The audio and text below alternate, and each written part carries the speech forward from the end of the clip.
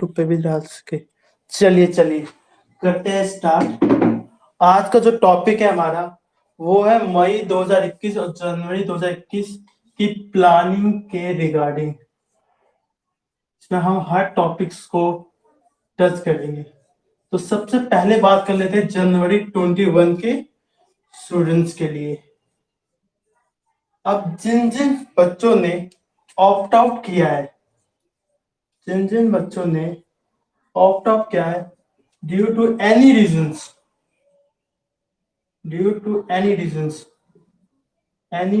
इनके लिए बस 5 मिनट हो जाएगा। फिर मई 21 वाले बच्चों के लिए बात करेंगे, चाहे वो ग्रुप 1 के लिए हो, चाहे वो ग्रुप 2 के लिए हो, चाहे वो बोथ ग्रुप्स के लिए हो।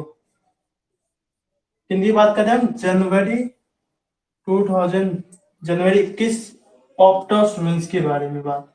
अब देखिए इनका पेपर मान लीजिए जनवरी 21 से स्टार्ट होता है, 21 जनवरी 2021 से ही होता है मान लीजिए, से इंटर स्टूडेंट्स। अब जिन बच्चों का ग्रुप 1 है तो इतनी उम्मीद तो मैं करता हूँ, या चाहे ग्रुप 2 हो, अभी बोथ ग्रुप के बच्चों के बारे में बात करेंगे बाद में। जिन बच्चों का ग्रुप 1 है और ग्रुप 2 है तो इतनी उम्मीद रखेंगे कि उन्होंने कम से कम एक बार तो अपना पूरा सिलेबस पढ़ लिया होगा। रिवाइज ना किया होगा अलग बात है, लेकिन एटलीस्ट एक बार तो अपना सिलेबस उन्होंने रिवाइज या पढ़ तो लिया होगा। मैसेज क्या है?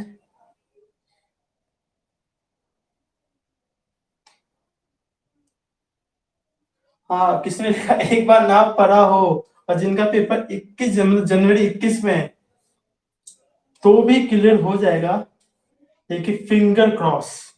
तो क्या है? फिंगर क्रॉस है। फिर अब मैं जल्दी से जनवरी 21 वाले बच्चों को बता देता हूँ कहाँ गया। जनवरी 21 वाले बच्चों के लिए कैसे करना है, ठीक है? पहले ग्रुप 1, फिर ग्रुप 2, फिर बोथ ग्रुप्स के लिए। तो बिठाते हैं इसको। तो जनवरी 21 वाले बच्चे जो ग्रुप 1 दे रहे हैं उनके लिए क्या है? जनवरी 21, ठीक है। ग्रुप 1 के बारे में पहले बात करते हैं, ठीक है। उनके पास सब्जेक्ट है अकाउंट्स, लॉ, कॉस्ट और फिर आता है टैक्स। अगर सबसे डिफिकल्ट पेपर की बात की जाए, जो बच्चों को डिफिकल्ट लगता है सबसे ज्यादा, वो लगता है ग्रुप 1 में अकाउंट्स का पेपर, और सबसे ज्यादा जो इजी लगता है वो लगता है अकाउंट्स। बाकी लॉ और टैक्स ये स्टूडेंट्स पे डिपेंड करता है। कॉस्ट का पेपर मैक्सिमम बच्चों को क्या लगता है? डिफिकल्ट।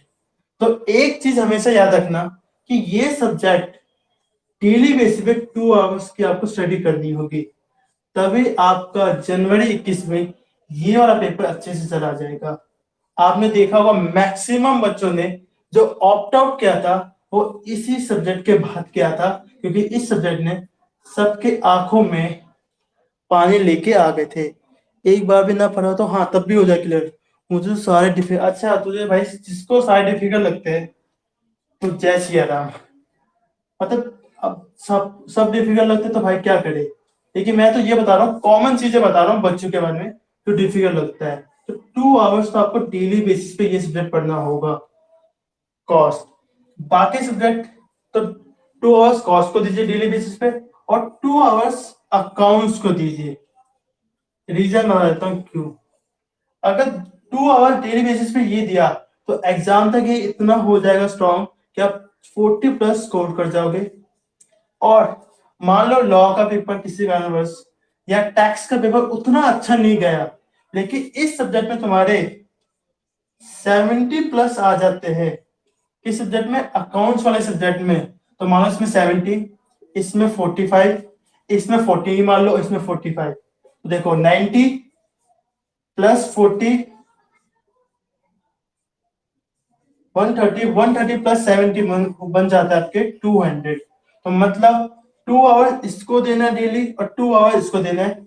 बाकी के 6 से 8 घंटे आपको लॉ और टैक्स को डे वाइज के अकॉर्डिंग देना है। अभी कैसे देना है मैं आपको बताता हूँ।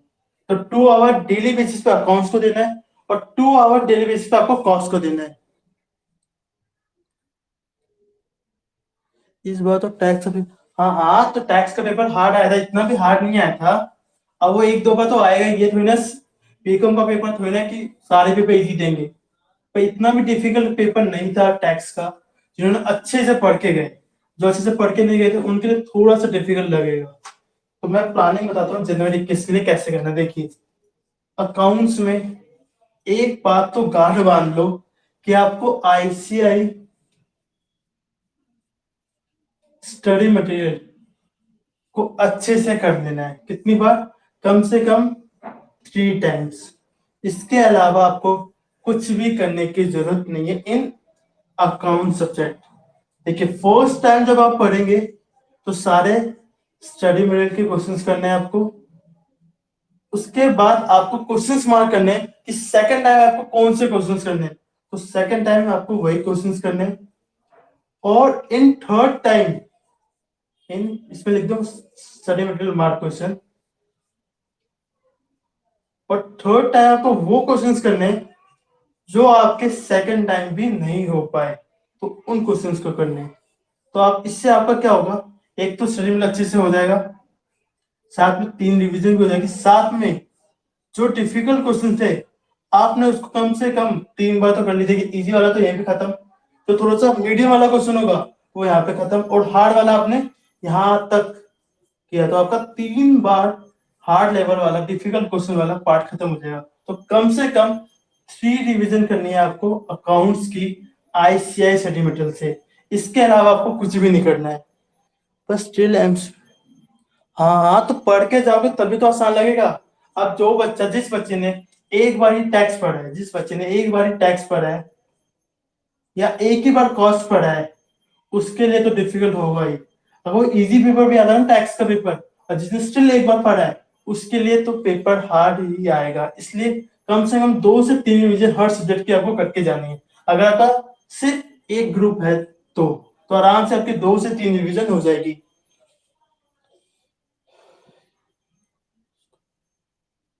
अब जिस पे आंसर तो मुझे भी नहीं पता, मैंने एमसीक्यू तो देखे ही नहीं है। एमसीक्यू तो रख ली थी आईसीआई। अब देखिए, इसका इंपॉर्टेंट क्वेश्चन मैं आपको बताता हूँ, फिर आपके डाउट ले लूंगा। पहले मैं इंपॉर्टेंट अपनी बात खत्म कर लूँ, फिर आपकी बात में देखूंगा। इसके इंपॉर्टेंट चैप्टर्स मैं आपको बताता हूँ। अकाउंटिंग स्टैंडर्ड्स, भैया ये अकाउंटिंग स्टैंडर्ड्स ना आपको पेपर में 30 मार्क्स से लाएंगे। इसमें से 20 मार्क्स तो कंपल्सरी क्वेश्चन में आते हैं और 10 मार्क्स का आपका क्वेश्चन नंबर 6 में आता है, जिसमें 2 क्वेश्चन होते हैं 5-5 मार्क्स के। साथ में अलोंग विथ जो अकाउंटिंग स्टैंडर्ड्स की थ्योरी होती है ना, आपने देखा होगा स्टडी मेट के बैक में अकाउंटिंग स्टैंडर्ड्स के 5 से 6 क्वेश्चन जो थ्योरी क्वेश्चन है वो भी आपको करके जाने। क्यों? इस बार एक 5 मार्क्स का था अकाउंटिंग स्टैंडर्ड से और एक 5 मार्क्स का क्वेश्चन था थ्योरी से। और नवंबर 2018 में, नवंबर 2018 में 20 मार्क्स की तो अकाउंट स्टैंडर्ड की थ्योरी ही पूछी गई थी। तो आपको थ्योरी भी करके जानी है इन अकाउंटिंग स्टैंडर्ड्स में। साथ में आपको करने चैप्टर नंबर 4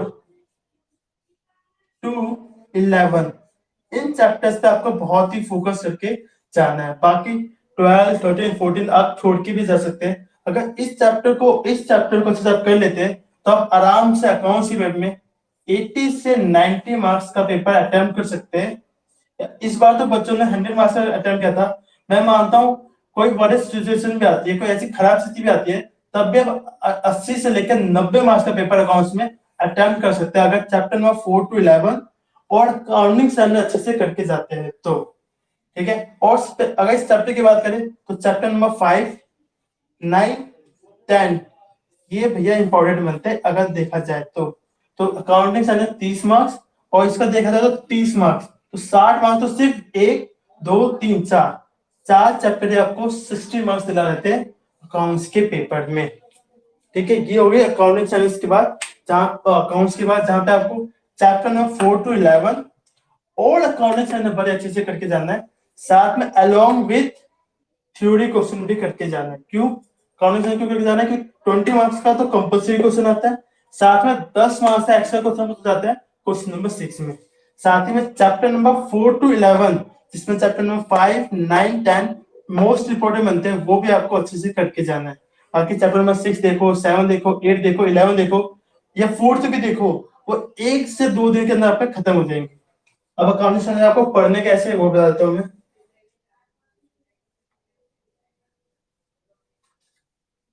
इसकी प्लानिंग की जाए तो बताता हूँ। देखिए लेट्स सपोज आपका पेपर स्टार्ट होता है 21 जनवरी को, तो एक बार तो समझ लीजिए 18, 19 और 20 को आपको अकाउंट्स की रिवीजन करनी है, और इसमें आपको स्टडी मटेरियल के अकाउंटिंग स्टैंडर्ड्स के सारे क्वेश्चन दोबारा से हाथ से लिख के करने। साथ में जो आपने मार्क क्वेश्चन किए थे ना थर्ड रिवीजन में, तो थर्ड डिवीजन में मार्क क्वेश्चन किए थे, वो क्वेश्चन भी आपको इसमें लिख के हैंड प्रैक्टिस करके जानी है। साथ में एग्जाम वाले दिन मतलब 21 जनवरी को आपको एक बार अकाउंटिंग साइंस की रिवीजन, साथ में जो ये वाले क्वेश्चन में आपने मेन पॉइंट मार्क किए थे, वो क्वेश्चन भी एटलीस्ट 2 से 3 बार पढ़ के जाने हैं, ताकि जैसे ही पेपर आपका स्टार्ट हो आपको ये सारे फ्रेश पॉइंट याद आ जाए। साथ में पेपर कैसे अटेम्प्ट करना है अकाउंट्स का, देखिए सबसे पहले क्वेश्चन नंबर 1 और क्वेश्चन नंबर 6 को आप टच कीजिए। क्यों? एक तो ये थ्योरी को, एक तो थ्योरी पार्ट है, जिसने अच्छे से थ्योरी और मतलब थ्योरी बोले तो अकाउंटिंग स्टैंडर्ड अच्छे से करके गया हो, इसमें भी 2 क्वेश्चन अकाउंटिंग स्टैंडर्ड्स के होते हैं, साथ में 2 क्वेश्चन होते ज्यादातर चैप्टर नंबर 5 या 4 या 6 से होते हैं। तो ये क्वेश्चन नंबर 1 होता है 20 मार्क्स, क्वेश्चन नंबर 6 होता है 20 मार्क्स। अगर ये दोनों क्वेश्चन आप अच्छे से आप कर लेते हैं, अगर ये दोनों क्वेश्चन आप अच्छे से कर लेते हैं, और मान लीजिए ये क्वेश्चन आपने 1 घंटे के अंदर भी कर लिया, तो आपका 1 घंटे में 40 मार्क्स का पेपर खत्म होता है, बचे आपके पास 2 आवर्स, तो 2 आवर्स में 60 मार्क्स का पेपर आराम से आपका अटेम्प्ट हो जाएगा। तो हमेशा याद रखिएगा अकाउंट्स का पेपर जब भी हो, चाहे मई 2021 में हो चाहे जनवरी 2021 में हो, आपको क्वेश्चन नंबर 1 और 6 सबसे पहले अटेम्प्ट करना है, बाकी 2, 3, 4, 5 को आपको एंड में करना है। सबसे पहले ये क्वेश्चन और ये क्वेश्चन, तो पहले 15 मिनट मिलते हैं ना आपको, या तो क्वेश्चन नंबर 1 या क्वेश्चन नंबर 6, उस 15 मिनट में पढ़ लीजिए कि आपको पहला क्वेश्चन कैसे लिखना है, किस तरह से लिखना है। तो ये हो गया हमारे अकाउंट्स के बाद। अब बात करते हैं लॉ की, लॉ में कैसे स्कोर करना है।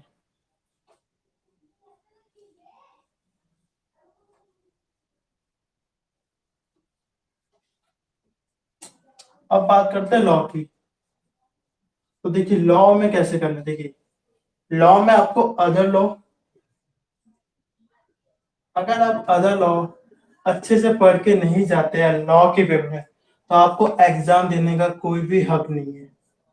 अब मैं ऐसा क्यों कह रहा हूँ, जितने भी देखिए एक तो 12 मार्क्स की एमसीक्यू आती है लॉ की, लॉ में साथ में जितने भी क्वेश्चंस होते हैं, मान लीजिए क्वेश्चन नंबर 2 देखिए, तो उसके 4 पार्ट होते हैं, इसमें से 2 पार्ट होते हैं आपके कंट्री लॉ के और 2 पार्ट होते हैं आपके अदर लॉ के, अदर लॉ के। तो मतलब अगर कोई बच्चा अदर लॉ छोड़ के जाता है, तो उसका कोई भी क्वेश्चन का ना ये चारों पार्ट कंप्लीट नहीं हो पाएगा। तो अदर लॉ अच्छे से करके जानिए।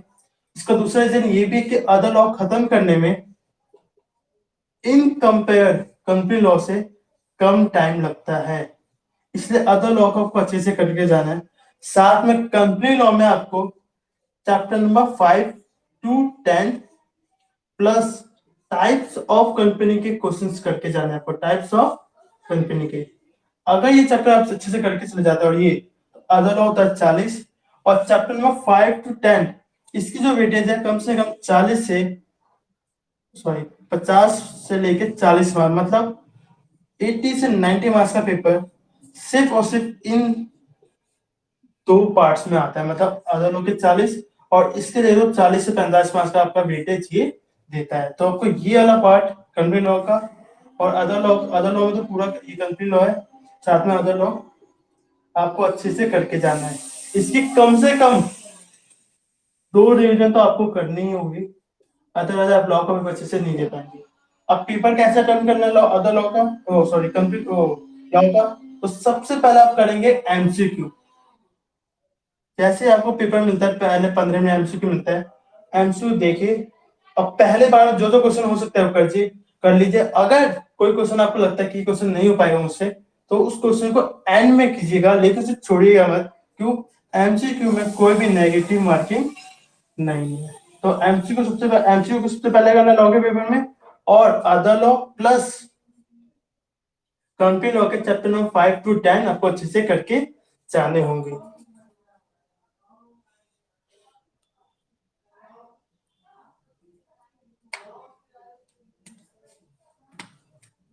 ठीक है, लॉ की बात होगी। अब बात करते हैं कॉस्ट की। तो देखिए, कॉस्ट का सबसे अच्छे से मैं आपको बताता हूँ। अगर आपने कॉस्ट में आधी चीज भी अच्छे से पढ़ी है, तब भी आप कॉस्ट के पेपर में पास हो सकते हैं। मतलब अगर कॉस्ट में आपने 60% सिलेबस को 3 से 4 बार अच्छे से पढ़ा है, कॉस्टिंग के पेपर में भी अगर आपने 50% सिलेबस भी या 60% सिलेबस भी 3 से 4 बार अच्छे से पढ़ रखा है, तो आपका कॉस्टिंग का पेपर बड़ा अच्छा जा सकता है। अब देखिए कॉस्टिंग में क्या करना है। देखिए, एक तो सर्विस कॉस्टिंग, एक आपका ओवरहेड एंड ईबीसी, एक आपका कॉस्ट शीट, और एक आपका मटेरियल और लेबर। इन चैप्टर की वेटेज देखी जाए तो सर्विस कॉस्टिंग हर बार 10 मार्क्स का है, एबीसी कम से कम 10 मार्क्स का है, और ओवरहेड 5 से 10 मार्क्स का। तो ये इसकी वेटेज होती है 10 से 15। कॉस्ट शीट की वेटेज भी 10 मार्क्स की, इसकी वेटेज भी 10 से 20 मार्क्स की वेटेज होती है। मतलब टोटल देखा जाए तो 10, 20, 30, 40, तब 1, 2, 3, 4, 5, 6। अगर ये 6 चैप्टर अच्छे से पढ़ के जाते हैं, तो आप कॉस्टिंग के पेपर में 40 मार्क्स आराम से ला सकते हैं। और सबसे अच्छी बात क्या है, अगर सर्विस कॉस्टिंग में आपने आईसीआई का स्टडी मटेरियल अच्छे से कर लिया, ओवरहेड में इसमें भी अच्छे से स्टडी मटेरियल कर लिया, कॉस्ट शीट में क्या करना है आपको, स्टडी मटेरियल के साथ आपका जो कोचिंग का मटेरियल है, जो कोचिंग का मटेरियल वो करना है। और इसमें इसमें स्टडी मटेरियल अच्छे से कर लीजिए, और आरटीपी के क्वेश्चन अच्छे से कर लीजिए। बस, मतलब study material plus coaching material, study material plus RTP का क्वेश्चन आपने अच्छे से कर लिए, तो आप 40 मार्क्स आराम से ला सकते हैं इन 6 चैप्टर्स को पढ़ के भी। ठीक है, तो ये हो गया कॉस्ट। साथ में अगर बचे हुए चैप्टर देखा जाता है प्रोसेस, इसमें भी स्टडी मटेरियल प्लस आरटीपी कर ली, इवन जेपी एंड बीपी वाला चैप्टर भी, ये चैप्टर भी साथ में कर लेते हैं, और 40 मार्क्स तो आप प्योर सिक्योर कर सकते हैं कॉस्टिंग के पेपर में। अब होता क्या, इस बार का पेपर बड़ा ही आ रहा था, लेकिन जिन जिन स्टूडेंट्स ने सिर्फ स्टडी मटेरियल भी अच्छे से किया ना 3 से 4 बार, उन बच्चों के ना कॉस्टिंग में आराम से 40 नहीं 50 मार्क्स आ सकते। क्यों? देखिए, एक सर्विस कॉस्टिंग का जो क्वेश्चन आया था 10 मार्क्स का, वो तो स्टडी मटेरियल से। ओवरहेड और एबीसी का जो क्वेश्चन आया था, वो भी स्टडी मटेरियल से ही था। कॉस्ट शीट का तो नहीं, कॉस्ट का कोचिंग मटेरियल से आया था।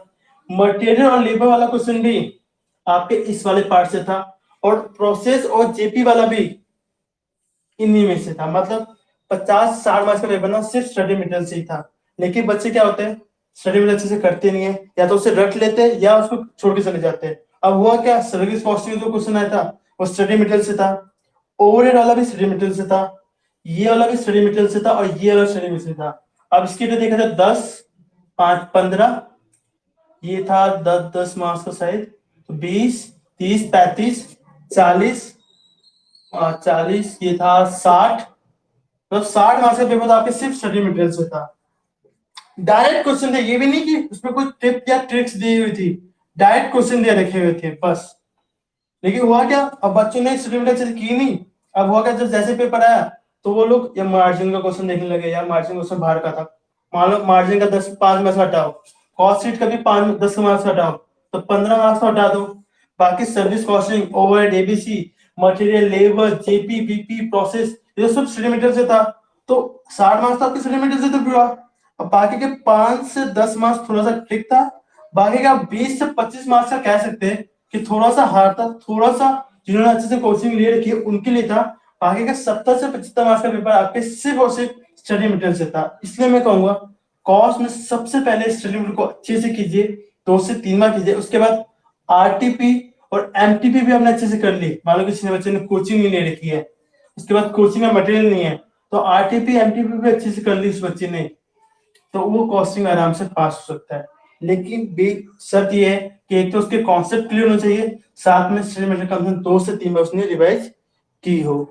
ठीक है, ये होगी कॉस्टिंग की बात। ये होगी कॉस्टिंग की बात। अब बात करते हैं टैक्स की, कि टैक्स में कैसे स्कोर करना है अच्छे से। ये मैंने इंपॉर्टेंट चीज बता दी है, ये यूट्यूब पे भी आ जाएगी, तो यूट्यूब पे भी आप देख सकते हैं। अब बात करते हैं टैक्स की।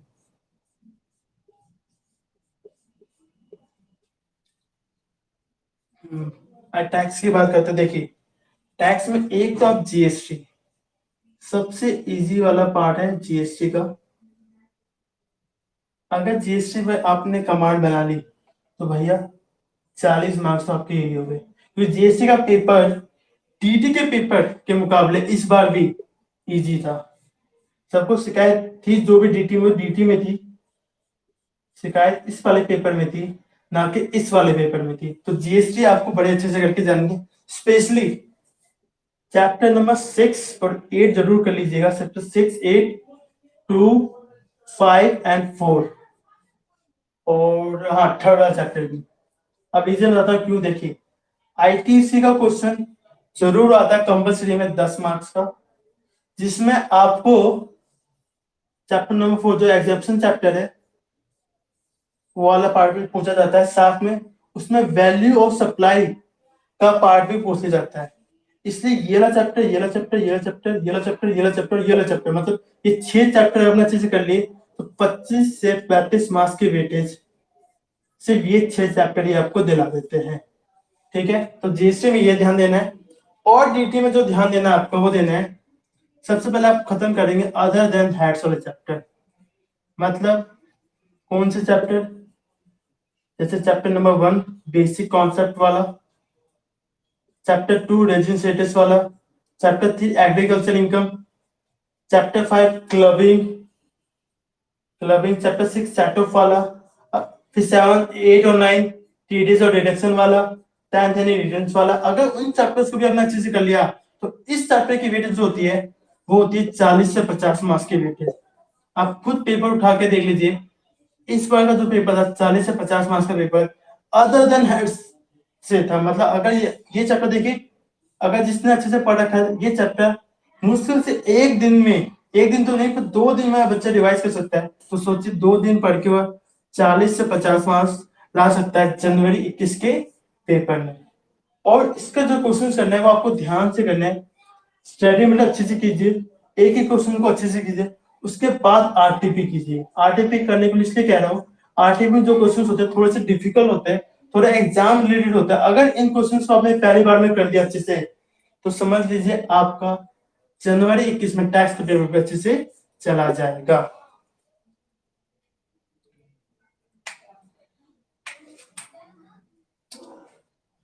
मैं मई 21 वाला भी बता रहा था, खैर चलिए ठीक है।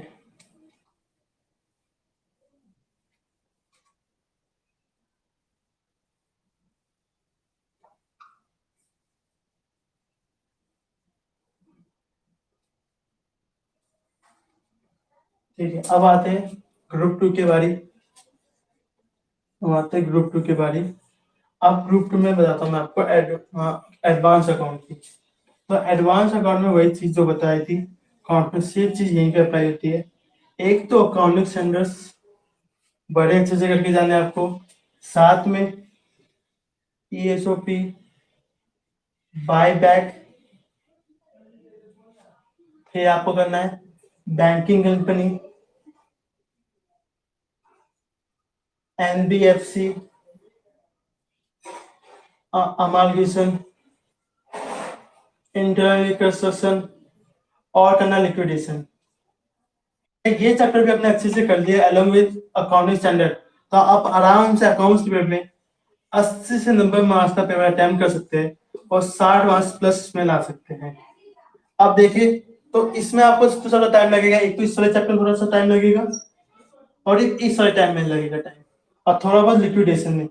बाकी इंटरनल, ईओसीपी, बायबैक और एनबीएफसी, ये 4 चैप्टर तो आपके सिर्फ 3 से 4 दिन में अच्छे से खत्म हो सकता है। अगर आपने कोचिंग ले रखी है, एक बार पढ़ रखा है, तो 3 से 4 दिन में सिर्फ ये ईओसीपी, बायबैक, एनबीएफसी और इंटरनल खत्म हो सकता है। बाकी बैंकिंग, अमालगेशन, लिक्विडेशन में लगा लीजिए 3 से 4 दिन, और अकाउंटिंग चैनल में लगा लीजिए आप 2 दिन। तो 10 दिन में आप अकाउंटिंग चैनल अच्छे से पढ़ के खत्म कर सकते हैं। इनका सिर्फ और सिर्फ ग्रुप 2 है जनवरी 2021 में। क्वेश्चन कहां से करने हैं? क्वेश्चन के लिए आपको मैं कहूंगा आईसीआई स्टडी मटेरियल अच्छे से फॉलो कर लीजिए। अगर ये अच्छे से फॉलो कर लिया आपने, तो आपका जनवरी 2021 में ग्रुप 2 का पेपर अच्छे से चला जाएगा। सिर्फ आपको आईसीआई स्टडी मटेरियल करना है। अब बात करते हैं ऑडिट की।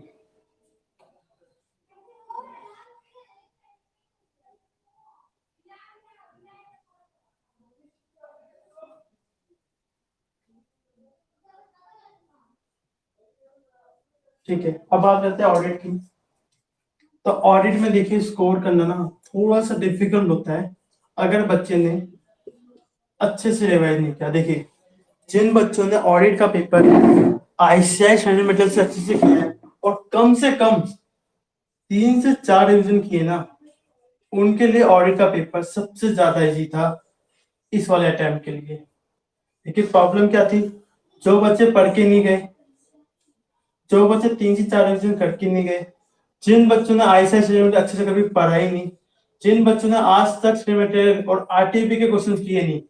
और एक बात और बता दूं, आरटीपी 2000 नवंबर या मई वाला, शायद हाँ, शायद मई 2020 वाला या नवंबर 2020 वाला, याद नहीं मुझे, 40 से 50 मार्क्स, जो 70 मार्क्स का पेपर होता है ना आपका लिखने वाला डिस्क्रिप्टिव क्वेश्चन, इसमें से आया था, इस वाले आरटीपी में से आया था।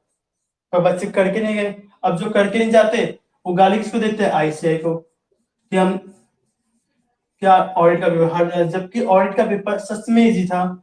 जिन बच्चों ने आईसीआई से में पढ़ के गए, अलोंग विद आरटीपी करके गए और 3 से 4 रिवीजन करके गए। अब 3 से 4 रिवीजन क्यों करनी है ऑडिट में? एक तो थ्योरी का पेपर है, दूसरा क्या होता है ऑडिट में, कहीं ना कहीं थोड़ा सा आपका केस स्टडीज बेस, थोड़ा सा डिफिकल्ट क्वेश्चन आ जाता है। इसलिए 3 से 4 रिवीजन तो आपको ऑडिट में करके ही जानी है। और दूसरा रीजन ये भी होता है कि मैक्सिमम सीए, हम बाद में जब सीए बन जाते हैं तो मैक्सिमम पर्सन या मैक्सिमम सीए ऑडिट में ही काम वर्क करते हैं। इसलिए थोड़ा सा पेपर, ऑडिट का पेपर इंटर लेवल पे और फाइनल लेवल पे थोड़ा सा डिफिकल्ट आता है। इसलिए आता था कि एक अच्छा ऑडिटर वो बन के निकले। आपने देखा अकाउंट्स के पेपर, एडवांस अकाउंट पेपर या एफएमई का पेपर उतना हार्ड नहीं आता जितना ऑडिट का पेपर आता है। इवन लॉ का पेपर भी आता है, इजी आता है, पर ऑडिट का पेपर थोड़ा सा हार्ड आता है। और इजी उनके लिए पड़ता है जो 3 से 4 डिवीजन कंटिन्यूस लेवल पे, मतलब ये नहीं कि आज पढ़ा 1 महीने बाद या 2 महीने बाद, जो रेगुलर बेसिस पे 3 से 4 डिवीजन करके जाते हैं ऑडिट का, उनके लिए हमेशा ऑडिट का पेपर इजी होता है। इवन स्कोरिंग भी होता है। अब तो बच्चे ऑडिट में 80 प्लस आराम से ले आते हैं, क्योंकि वही बच्चे जिन्होंने 3 से 4 रिवीजन कर रखी हो। इसके लिए अगर इंपॉर्टेंट चैप्टर मैं बता दूं, नहीं क्लासेस की जरूरत नहीं ऑडिट में, क्योंकि देखिए एक चैप्टर तो आप पढ़ के आते हो लॉ में ऑलरेडी। दूसरा क्या है, ऑडिट में क्या थ्योरी, थ्योरी है। एक बार आपने ऑडिट के किसी भी टीचर के मैराथन या रिवीजन वीडियो देख लिए और खुद के नोट्स बना लिए और 3 से 4 रिवीजन कर ली, तो ऑडिट का पेपर आसान हो जाता है। टीचर क्या कराते, देखिए टीचर क्या कराते, वो स्टडी मटेरियल को थोड़ा सा इजी बना के आपको थोड़ा सा पढ़ा देते, रीड करवा देते या समझा देते। वही चीज आप खुद का दिमाग लगा के, खुद का ब्रेन लगा के, यूट्यूब पे इतनी सारी वीडियोस है, उनकी हेल्प से अगर आपने ऑडिट पढ़ लिया, लेट्स सपोज आपने ऑडिट 2 महीने में खत्म किया पढ़ के, अभी तो मैं जनवरी किसकी बात कर रहा हूँ, लेट्स सपोज आपका पेपर मई में है, आपने 2 महीने लगा के ऑडिट अच्छे से पढ़ के खत्म किया, और आपके दोस्त ने भी, फ्रेंड ने भी 2 महीने तो उसको भी लगेंगे कोचिंग में, तो उसने सिर्फ कोचिंग में पढ़ा है, सिर्फ उसने सिर्फ कोचिंग में पढ़ा है, अभी उसने खुद से कुछ भी नहीं पढ़ा। आपने 2 महीने में पढ़ लिया है। हो सकता है आपके दोस्त को थोड़ी सी नॉलेज एक्स्ट्रा हो, कब? 2 महीने के एंड पे। लेकिन जब आप रिवीजन कर लेंगे ना इस 2 महीने के बाद, मतलब आफ्टर 2 मंथ्स और ले लीजिए, तो आप अपने दोस्त से कम 4 स्टेप आगे होंगे। क्यों? एक तो आपने रिमाइंडर को ही फॉलो किया है, दूसरा खुद का दिमाग लगा के आप पढ़ रहे हैं, साथ में क्वेश्चंस भी साथ में आप करते जा रहे हैं। तो आपकी जो लास्ट में जब एग्जाम से पहले जब आएंगे, आप एग्जाम से एक दिन पहले या 1 महीने पहले जो होगा, उसमें आप अपने दोस्त से इस पेपर में कम से कम 4 से 5 स्टेप आगे होंगे। ये होगी ऑडिट की बात। इसके इंपॉर्टेंट चैप्टर्स में बता दूंगा जनरल 2021 के लिए। एक तो है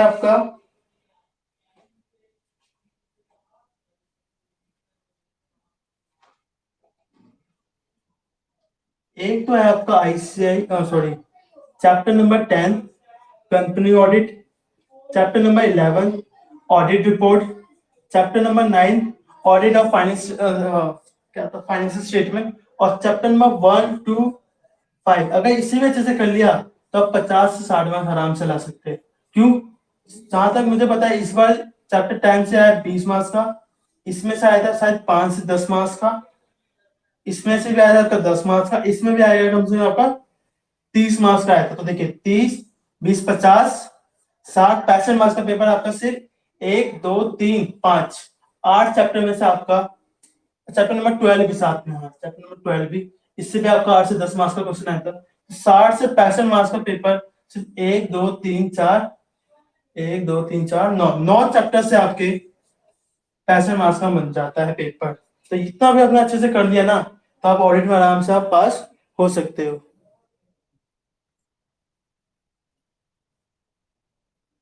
अबे भाई बता दूंगा, एक्सेल एक्सेल अभी ग्रुप, अभी कोचिंग के स्टडी की बात हो रही है। एक्सेल एक्सेल सब कुछ आर्टिकल में सब कुछ सीख जाते हैं हम लोग, उसकी स्टैंडर्ड टेंशन लेने की जरूरत नहीं है। अब बात करते हैं ईआईएसएम की। किसकी बात करते हैं? ईआईएसएम। देखिए सेम चीज मैं कहूंगा, अगर आपने इसकी भी 3 से 4 रिवीजन नहीं की कंटिन्यूस लेवल पे, तो आप भूल जाइए कि आप ईआईएसएम में 40 भी ला सकते हैं। क्यों? एक तो क्या होता है, ये उतना ना, देखिए ईआईएसएम अगर आप खुद से अगर एक बार पढ़ के देखेंगे ना, तो ईआईएसएम सबसे इजी, सबसे इजी और इंटरेस्टिंग टॉपिक होता है। क्यों? एक तो क्या है, हमारे स्टडी से उतना रिलेटेड नहीं होता, ऑफ स्टडी से ज्यादा रिलेटेड होता है, और हमें पता है जब स्टडी ऑफ रिलेटेड वाली चीजें ना ज्यादा दिमाग में जाती है। तो एआई से अगर आप एक बार खुद खोल के बैठेंगे ना, स्टार्टिंग में हो सकता है आपको 1 दिन 2 दिन 3 दिन थोड़ा मुश्किल लगे, लेकिन एक बार आपने पढ़ना स्टार्ट कर दिया ना, तो एआई सिस्टम सबसे ज्यादा अच्छा सब्जेक्ट है पूरे इंटर के ग्रुप में, जिसमें आपको सबसे ज्यादा मजा आएगा। क्यों? एक तो इसमें जो भी चीज आप पढ़ोगे ना, वो सारी प्रैक्टिकल चीजें, मतलब आपने कहीं ना कहीं लाइफ में आपने कहीं ना कहीं कर रखी होगी। जैसे इसमें बैंकिंग से रिलेटेड वाला बात बताई गई है, ये इसमें ऐसे में क्या है, आपने अपने 11th में जो बिजनेस स्टडीज पढ़ रखी है, उसका एक स्टैंडर्ड लेवल, या आपने फाउंडेशन जो बीएससीआर पढ़ते हैं आप, उसका एक स्टैंडर्ड लेवल है आपका एसएम एसएम का सब्जेक्ट। इसलिए एक बार भी हमने अच्छे से पढ़ रखी है ना, या एक बार भी आप मन से एक बार से पढ़ने की कोशिश करेंगे, एक बार भी हमने रीड अच्छे से कर लिया, तो सबसे इजी और सबसे इंटरेस्टिंग चैप्टर बन जाता है आपका ईआईएस एसएम। और इसमें आपको स्कोर कैसे करना है, 3 से 4 बार आपको कंटिन्यूस लेकर स्टडी करनी है, आइस से आएगा सेटलमेंट अच्छे से करना है, और क्वेश्चंस आपके स्टडी मेटेरियल और आरटीपी क्वेश्चंस कर लिया आपने, तो आपका ईआईएसएम भी अच्छे से हो जाएगा।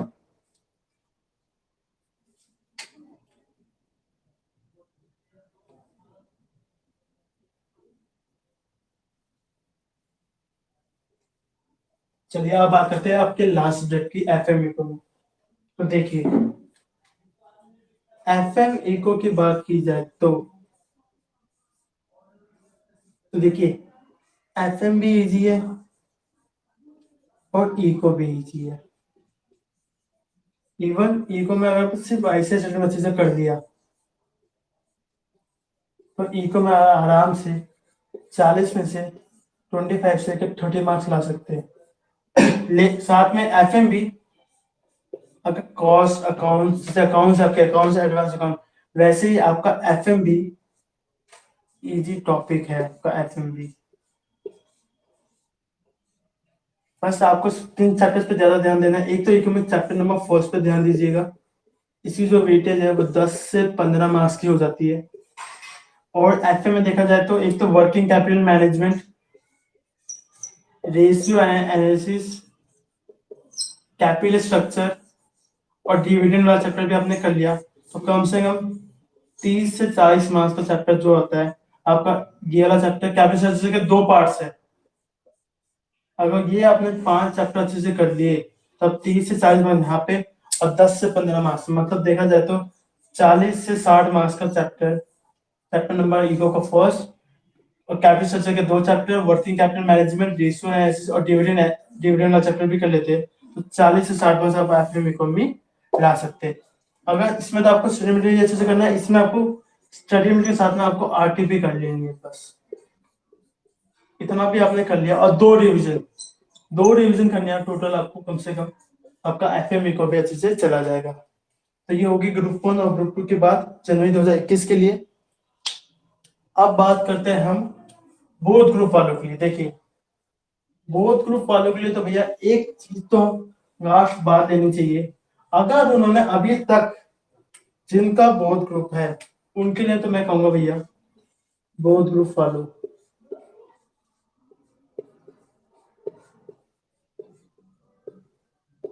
जनवरी 2021 में पेपर है उनका। अगर तुमने अभी तक एक बार भी रिवीजन नहीं किया, पढ़ा नहीं, रिवीजन नहीं किया, तो सॉरी टू से आपके लिए पेपर निकालना बहुत ही ज्यादा मुश्किल हो जाएगा। क्यों? एक तो आपके पास दिन कितने बचे, मुश्किल से आपके पास दिन बचे, अगर जनवरी 21 से पेपर स्टार्ट होते हैं तो मुश्किल दिन आपके पास बचे 50 से 60 दिन, और टोटल सब्जेक्ट आपके पास 8 नहीं 11, अकाउंट्स, लॉ, कॉस्ट, टीटी के 2 पार्ट, फिर ऑडिट, एडवांस अकाउंट, ईएस के 2 पार्ट, एफएमइको, तो ये 11 सब्जेक्ट है आपके पास।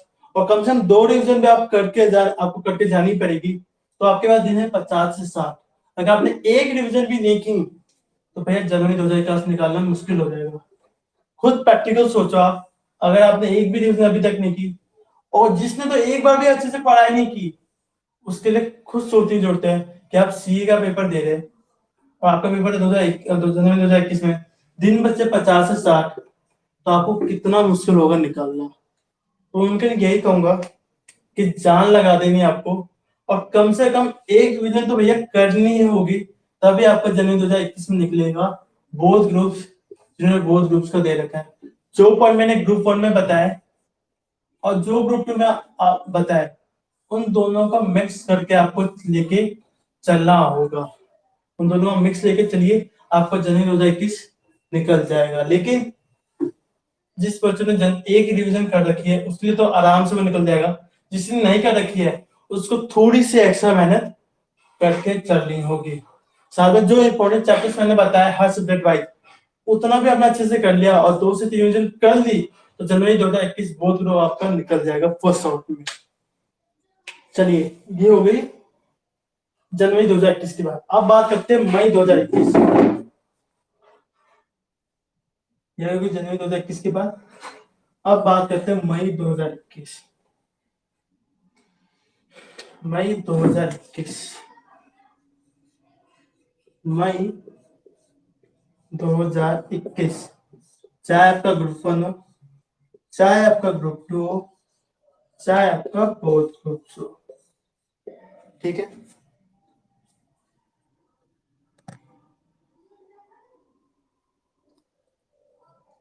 एक तो बड़ा गुस्सा ये आता है कि मेरे की चीज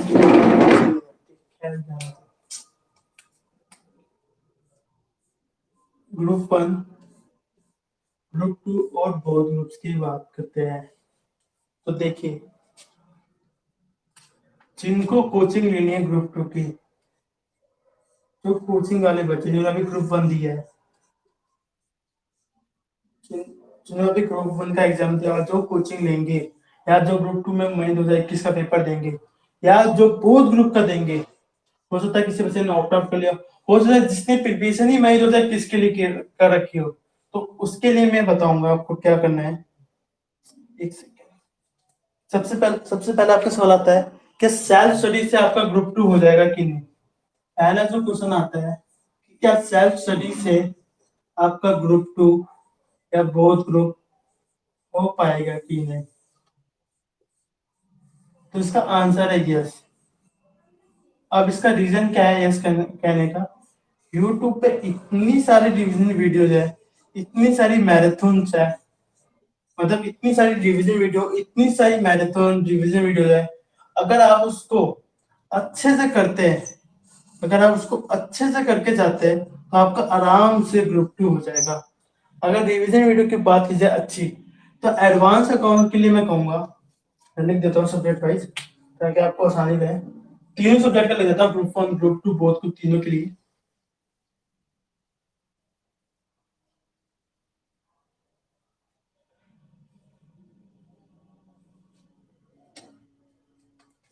अगर ग्रुप 1 की बात की जाए,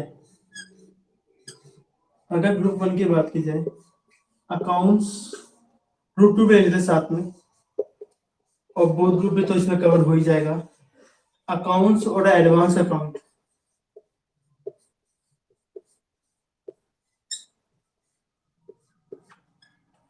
जो बच्चे सेल्फ स्टडी करना चाहते हैं उनके लिए मैं कहूंगा कि आपको देखनी है मैराथन सीए में, सीएस रोहन सर की मैराथन आप देख सकते हैं, नहीं तो सीए जतिन त्यागी सर की, सीए जतिन त्यागी सर की मैराथन देखिए, अलोंग विथ आईसीआई रिलेटेड का क्वेश्चन सॉल्व कीजिए। अलोंग विथ, जैसे हमने एक चैप्टर की वीडियो देखी, आईसीआई रिलेटेड उसे साथ में सॉल्व कीजिए।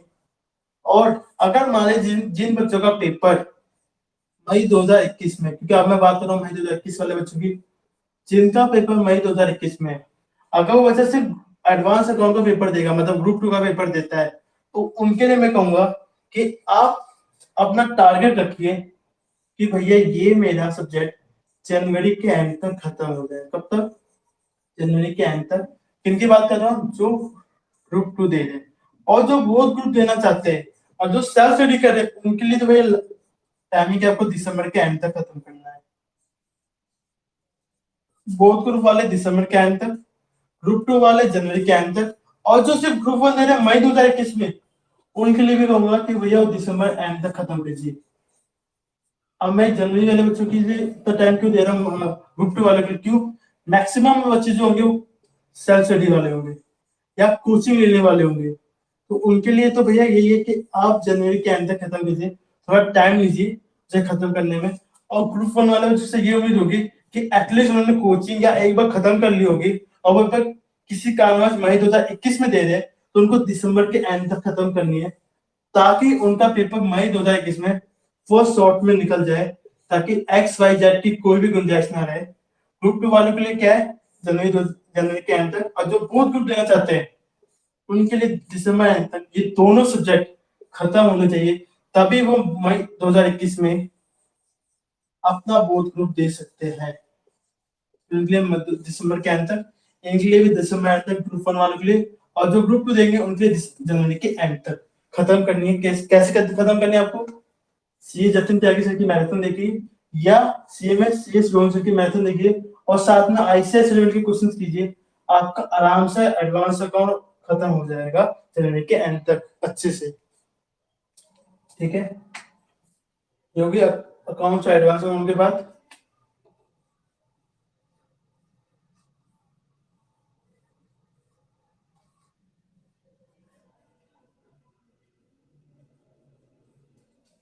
ठीक है, अब बात करते हैं हम अपनी ऑडिट की बात। ऑडिट ले लेते हैं साथ में, लॉ ले लेते हैं, ईआईएसएम ले लेते हैं, और इको लेते हैं। क्यों? ये सारे क्या है, थ्योरी के पार्ट से। तो इसको कैसे करना देखिए, जिनका ग्रुप 2 पेपर, जिनका मई 2021 में पेपर है, उनके लिए मैं कहूंगा आप देखिए सीए अंकित ओपरेशन की मैराथन और उनके हैंड रिटन नोट्स, तो मेरे खुद के नोट्स है, मेरे टेलीग्राम चैनल में मिल जाएंगे। अंकित ओपरेशन की मैराथन देखिए चैप्टर वाइज, और अपना ऑडिट फैब के एंड तक खत्म कीजिए। आप कहेंगे, लोग कहेंगे फैब के एंड तक इतना टाइम क्यों दिया जा रहा है? इसका रीजन का एक थ्योरी पेपर है, तो आपको थोड़ा सा टाइम लगेगा समझने में। आप सेल्फ कर रहे हैं तो आपको थोड़ा सा टाइम लगेगा इसको खत्म करने में, इसलिए इसमें टाइम दिया जा रहा है फैब के अंदर। अगर जो बच्चा बोथ ग्रुप भी दे रहा है उसके लिए मैं टाइम दूंगा कि फैब के एंड तक आप अच्छे से खत्म कीजिए, क्योंकि थोड़ा सा टाइम लगेगा आपको, थ्योरी का पेपर है। तो सेम चीज मैं कहूंगा ईआईएसएम के लिए। इसके लिए आप कोई सी मैराथन देख सकते हैं, नाम मुझे खुद नहीं पता, मैंने सेल्फ कर रखा है, मैंने किसी की वीडियो नहीं देखी। आप किसी भी टीचर का एनी मैराथन देखिए, कोई से भी मैराथन देख के आप अपना ईआईएसएम अच्छे से खत्म कीजिए। और इसका भी टाइम मैं आपको देता हूँ फैब के एंड तक। अगर फैब के एंड तक आपने अच्छे से ये दो सब्जेक्ट खत्म कर लिए, चाहे आप ग्रुप वन का पेपर, चाहे ग्रुप टू का पेपर दे रहे हो, चाहे बोर्ड ग्रुप का पेपर दे रहे हो, अगर आपने ये फैब के एंड तक अच्छे से खत्म कर दिया तो भैया मान लो कि आपका मई 2021, चाहे बोर्ड ग्रुप दे रहे हो या ग्रुप टू दे रहे हो, आराम से अच्छे से निकल जाएगा। अब बात करते हैं इको का। तो इको का पेपर जो, इको का सिलेबस आपको खत्म करना है जेकेसी के इको रिवीजन वीडियो से, क्योंकि कमाल का वीडियो, 20 आवर्स की टोटल वीडियो है, और ये 20 आवर वीडियो आपने देख ली तो आपका इको बड़े ही अच्छे से खत्म हो जाएगा। और इसके लिए मैं आपको टाइम दे रहा हूँ कि आपको जनवरी के एंड तक खत्म करना है। अगर जनवरी के एंड तक आपने इको खत्म कर ली एक बार अच्छे से पढ़ के, तो आपका चाहे मई 2021 में बोथ ग्रुप हो चाहे ग्रुप टू का पेपर हो, आराम से निकल जाएगा। अब बात करते हैं लॉ। तो जो बच्चे बोथ ग्रुप दे रहे हैं या ग्रुप वन दे रहे हैं, उनके लिए टाइम है खत्म है जनवरी के एंड तक आपको लॉ खत्म करनी है। किन की वीडियो से खत्म करनी है?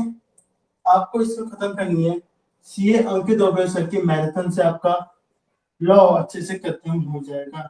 और अनलिमिटेड टाइम दिया जा रहा है, लिमिटेड टाइम दिया जा रहा है जनवरी 2021 तक, ठीक है। अब बात खत्म खत्म करते हैं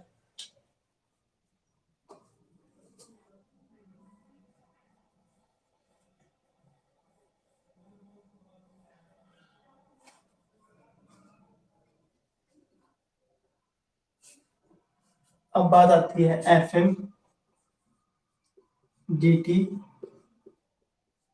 जीएसटी, ये तो ग्रुप वन या बोथ ग्रुप वालों के लिए जाती है। फिर बच जाता है आपका कॉस्ट और आपका निहा बस। तो जिनके लिए एफएम है ना, या जो बोथ ग्रुप दे रहे हैं या ग्रुप, सॉरी, जो ग्रुप टू दे रहे हैं या बोथ ग्रुप दे रहे हैं, एफएम आपको खत्म करनी है सीए नमित अरोड़ा सर की मैराथन देख के कीजिए। और साथ में आप देखिए सीए नितिन गुरु सर की भी मैराथन, दोनों मैराथन देखनी है। रीजन इसलिए बताता हूँ, नमित अरोड़ा सर ने कॉन्सेप्ट बड़े अच्छे से खत्म करा रखे, और नितिन गुरु सर ने इसमें आपको बड़े ही अच्छे से स्टडी मटेरियल के क्वेश्चन अच्छे से करा रखे। इससे क्या होगा, आपके कॉन्सेप्ट क्लियर हो जाएंगे, और इससे क्या होगा, आपके स्टडी मटेरियल के क्वेश्चन अच्छे से खत्म हो जाएंगे। इसके लिए जो मैं आपको टाइम दे रहा हूँ, ये दे रहा हूँ जनवरी के एंड तक आपको अपना एफएम खत्म करना है, चाहे ग्रुप टू के बच्चे हो चाहे बोथ ग्रुप्स के बच्चे हो। अगर आपने ये कर लेते तो आपका मई 2021 में पेपर बड़े ही अच्छे से कंप्लीट हो जाएगा। अब बात करते हैं डीटी जीएसटी कॉस्ट। जो बच्चे ग्रुप वन देंगे मई 2021 में, उनके लिए तो ये कहूंगा भैया कि कॉस्ट पे तो बड़ा ही ध्यान दीजिए, इसको आप फैब के एंड तक अच्छे से खत्म कीजिए।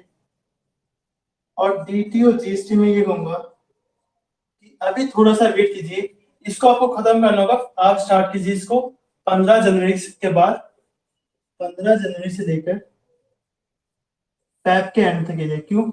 इसमें होंगे अमेंडमेंट्स, और जब टीचर्स आपके अमेंडमेंट रिकॉर्ड करके यूट्यूब पर डाल देंगे, तब से तब जाके आपको अपनी डीटी और जीएसटी पढ़नी चाहिए 15 जनवरी से, और फैब के अंत तक आपको खत्म करनी है। अगर आपने ये सब कर लिया तो आपका मई 2021 का पेपर बड़े ही अच्छे से चला जाएगा। अब बात करते हैं जिन बच्चों को कोचिंग चाहिए मई 2021 के लिए, उनके लिए क्या है, उनको टीचर से ही पढ़ना है, जिनको सेल्फ स्टडी ना करके कोचिंग से लेने हैं। तो मेरी राय में जो एडवांस अकाउंट के लिए अच्छा टीचर है, जो अच्छा टीचर है, एक तो है सी जय Chawla sir, C Jay sir, C N Jatin sir, Jatin Tyagi sir, और साथ में सीए में सी एस रोहन सर। ये तीन टीचर मेरे मुझे बहुत अच्छे लगते हैं इन एडवांस अकाउंट। इसके अलावा और भी टीचर होते हैं, पर ये तीन टीचर मेरी नजर में बहुत ही अच्छे हैं। साथ में अगर बात की जाए ऑडिट के लिए, तो ऑडिट के लिए अच्छा टीचर मैं कहूंगा नीरज अरोड़ा सर, सी नीरज अरोड़ा सर, बहुत ही अच्छा पढ़ाते हो। साथ में सी अंकित उपाध्याय सर, या सी अचिन नाहता सर। एक नई टीचर, बहुत पुरानी टीचर है कि उतनी फेमस नहीं आएगा, सी नचिन अचिन नाहता सर भी बहुत ही अच्छा आपको ऑडिट पढ़ा सकते हैं। बात की जाए ईआईएसएम की, इसको मैं मिटा देता हूँ। हाँ, नीरज सर की क्लास भी सस्ती इसलिए नाम दिया, अच्छा भी पढ़ाते हैं। यहाँ पे मलिको और टीचर के फीडबैक दोनों को ऐड करके चल रहा हूँ, ये नहीं नाम बड़े दर्शन छोटे। अब बात करते हैं ईआईएसएम। तो मैं एक नाम लूंगा, वो है अच्छी नाता सर, सी अच्छी नाता सर, जो मुझे अच्छे लगते हैं ईआईएसएम के लिए। मैंने इनकी वीडियो भी देखी, बड़ी अच्छी है। सी नीरज अरोड़ा सर एसएम के लिए। ये दो टीचर मुझे ईआईएसएम के लिए अच्छे लगते हैं। बाकी सब्जेक्ट सेल्फ से भी हो सकता है, इसलिए मैंने ज्यादा टीचर्स का फीडबैक भी नहीं लिया। अब बात करते हैं एफएम।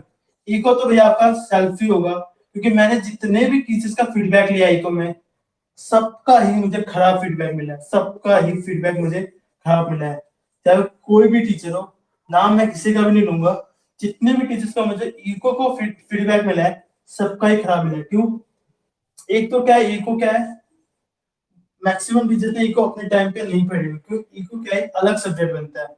तो वही टीचर आपको इको अच्छा पढ़ा सकता है जिस टीचर ने कई सालों का उसके बाद इको का एक्सपीरियंस होगा। इसलिए मैंने इको का फीडबैक जितने भी टीचर से लिया है ना, जितने बच्चों से, सबका खराब गया है। इसलिए मैं कहूंगा इको आपको जो करनी है सेल्फी करो, जेके से जेके एससी की रिवीजन वीडियो से आपका इको आराम से हो जाएगा। अगर एफएम की बात की जाए, अगर एफएम की बात की जाए, तो इसके लिए मैं नाम बताऊंगा आपको। आप लीजिए एफएम लीजिए राहुल सर से, या लीजिए नमित अरोड़ा सर से, या आप एफएम लीजिए एक और टीचर थे, हाँ, नितिन गुरु सर से। इन टीचर्स, तीन टीचर से आप एफएम ले सकते हैं। इन तीनों टीचर का फीडबैक बहुत ही अच्छा गया है। तो ये हो गए उन बच्चों के लिए जिन बच्चों को कोचिंग चाहिए मई 2021 के लिए। अब बात करते हैं जिनको ग्रुप वन की कोचिंग चाहिए, और कुछ ऐसे बच्चे जिनको अभी जिनका कोचिंग पेंडिंग है, अगर उनकी बात की जाए, तो अकाउंट्स के लिए मैं कहूंगा अगेन वही teachers, Jatin sir, Rohan sir और जय सर। लॉ के लिए कहूंगा मैं अंकित ओबराय सर, अच्छी नाता सर, या सेल्फ कर लीजिए, आप सेल्फ भी कर सकते हैं। कॉस्ट के लिए मैं कहूंगा सतीश जलन सर, इनका फीडबैक मुझे अच्छा मिला है। बाकी और कोई टीचर का मुझे फीडबैक या खुद से मैंने जब उनकी वीडियो देखी उतना अच्छा नहीं लगा। अगर बच्चा कोचिंग लेता है तो सतीश जलन सर। और टैक्स के लिए मैं कहूंगा किशन कुमार सर, किशन किशन कुमार सर का फीडबैक बड़ा अच्छा रहा है। नहीं तो नीरज अरोड़ा सर। नहीं तो आप डीटी के लिए, डीटी के लिए आप विजय सादा सर पे भी ट्रस्ट कर सकते हैं। योगी उन बच्चों के जिन बच्चों को कोचिंग चाहिए। चलिए, ये खत्म हो गई आज का हमारा लाइव वेबिनार। आपके आपके जो भी डाउट है वो मैं देखता हूँ, इसे क्लियर करने की कोशिश करता हूँ। ठीक। गया। हाँ, मनीष दुआ सर नहीं, मनीष दुआ सर से मैंने क्लास ले रखी है। इतना अच्छी नहीं है सर। हम लोग कॉम्बो लेते तो, अच्छा कॉम्बो लेते तो सस्ता पड़ता है। तो वो तो मार्केटिंग स्ट्रैटेजी होती है कि कॉम्बो दिला दो उनको सस्ता पड़ जाएगा, वो कोचिंग ले लेंगे। तो कॉम्बो के फील्ड में कभी मत पड़ना, आपको कभी भी फायदा नहीं होगा। ठीक है। और कोई डाउट? मनीष दुआ सर उतने अच्छे नहीं है कि मैंने खुद कोचिंग ले रखी है, मुझे उतना अच्छा नहीं लगा उनका। आर के मेहता सर जो सोच रहे हैं मत लेना। तो बाद में जो भी तुम्हें एडवाइस देगा कि आर के मेहता से कोचिंग ले लो, बाद में तुम ही उन लोगों को गाली दोगे। तो एफ एम ई को कॉस्टली आर के मेहता सर मत लेना। इवन आशीष काला सर भी एक हद तक मत लेना, कि मैंने देखा हुआ है कुछ बच्चों को अच्छा लगेगा, लेकिन मैक्सिमम बच्चों का फीडबैक देखा है उतना अच्छा नहीं रहा आशीष काला सर को भी लेके। नाम लेना नहीं चाहते किसी टीचर का, नहीं तो बहुत लोग मेरे पे भड़केंगे। और कोई डाउट? एक एक क्या, एक बात। अरे, एक तो क्या ग्रुप टू में इतनी अमेंडमेंट आती है, दूसरा क्या है, ग्रुप टू में जो आपके दो सब्जेक्ट है, एफ है O sorry E I S M और ऑडिट, वो तो आपको आईसीएसई में से ही करना है। इवन एडवांस अकाउंट और एफएमई को भी स्टडी मटेरियल से अच्छे से कर लिया तो आपका ग्रुप टू आराम से हो जाएगा।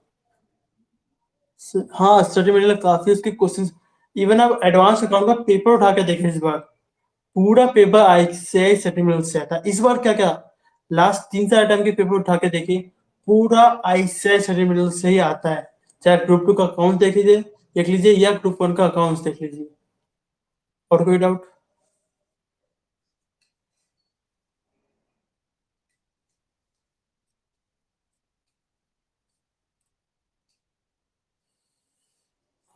और डाउट है क्या? डाउट है?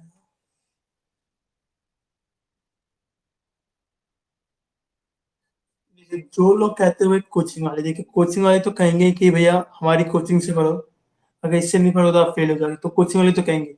बात रही बच्चों की, तो उन बच्चों ने कभी सिलेबस उठाई नहीं तो वो कहेंगे कहेंगे। लेकिन एट द एंड वो बच्चे भी ना आईसीआई ट्रीटमेंट जरूर करके जाते हैं, क्योंकि वो बताते ही नहीं है। तो आपको ग्रुप टू हो ग्रुप वन हो, अच्छे से स्टडी मटेरियल करनी है। साथ में कुछ चैप्टर्स के लिए आप कोचिंग का मटेरियल या आरटीपी एमटीपी बड़े अच्छे से करके जानिए। अदरवाइज स्टडी मटेरियल आपने अच्छे से कर लिया 3 से 4 बार, चाहे ग्रुप वन दो चाहे ग्रुप टू हो, तो चाहे कोई भी सब्जेक्ट उठा के देख लो, अच्छे से आपने स्टडी मटेरियल अच्छे से कर लिया, तो आपका सीए लेवल सी इंटरमीडिएट आराम से निकल जाएगा।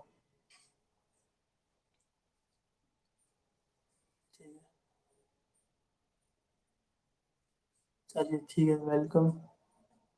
ये वीडियो यूट्यूब पे भी आ जाएगी, तो आप अपने दोस्तों को भी इसको आप फॉरवर्ड कर सकते हैं, इसको दे सकते हैं, लिंक शेयर कर सकते हैं। ठीक है, चलिए अब इस वेबिनार को यहीं पे एंड खत्म करते हैं। और जो भी मुझे यूट्यूब पे सुन रहे थे उनसे मैं यही कहूँगा, आपको कोई भी डाउट हो तो आप मुझे डायरेक्टली टेलीग्राम पे पूछ सकते हैं, उसका लिंक आपको नीचे मिल जाएगा। चलिए ठीक है, वीडियो को यहीं पे खत्म करते हैं।